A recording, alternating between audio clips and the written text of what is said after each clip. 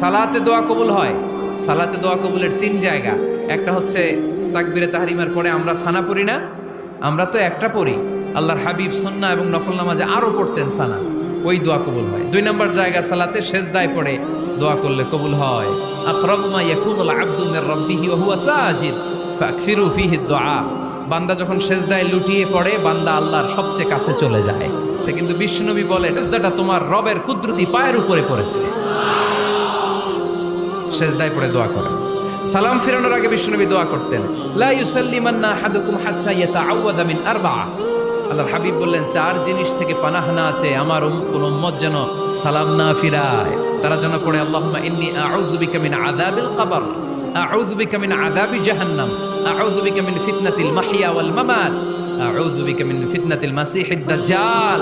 আল্লাহ কবরের আযাব থেকে বাঁচাও, আল্লাহ জাহান্নামের আগুন থেকে বাঁচাও, আল্লাহ জীবন